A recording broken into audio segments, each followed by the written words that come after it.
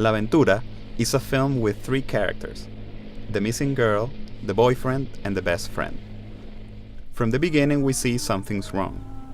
Anna has less than great relationships with her loved ones, even her own father. But director Michelangelo Antonioni presents his protagonists with a simple, underused but incredibly valuable resource: the rule of thirds. One of the many commandments Renaissance painter Leonardo da Vinci writes in a treatise on painting. Nowadays, this information is available on digital cameras, just a couple of buttons away. The frame is divided in three equal horizontal and vertical lines, so that the importance of whatever is shown will depend only on which frame is in. We know Anna's going through some kind of crisis because we always see her on the corners of the frame, whereas the sensitive and judicious Claudia remains in center. In just minutes, we have a clear idea of who the characters are and, more importantly, what's going to happen to them, with no dialogue and no voiceover. Funny how something so ancient and effective is so rarely used. This is one of the paradoxes of both the film and its creator.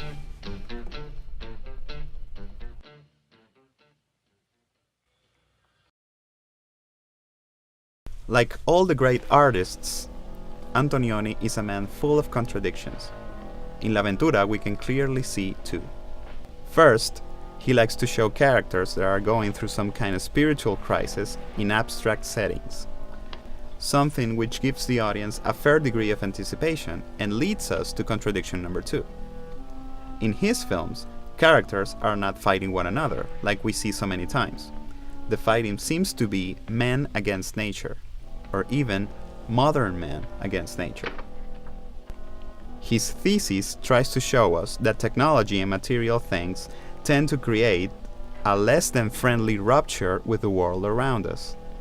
So consistent he was with this that he kept it through films like La Notte, The Eclipse, Red Desert, and The Passenger.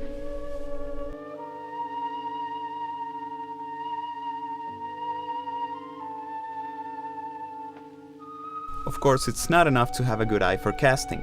Even with a radiant and expressive actress like Monica Vitti, Antonioni takes his muse through a series of distinctive costume changes. Like the music score, a good costume design takes us wherever the character wants to go on screen and stimulates our own journey off screen.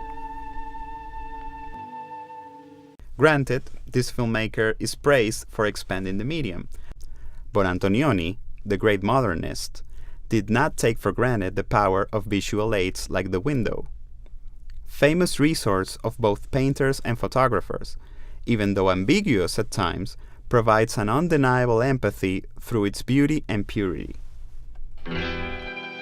There's no question that with La Ventura, Antonioni accomplished something almost impossible: to make a sympathetic film with alienated characters, and what's more, to reflect on the idea that at any given moment we can all disappear, but life, inevitably, will stay its course.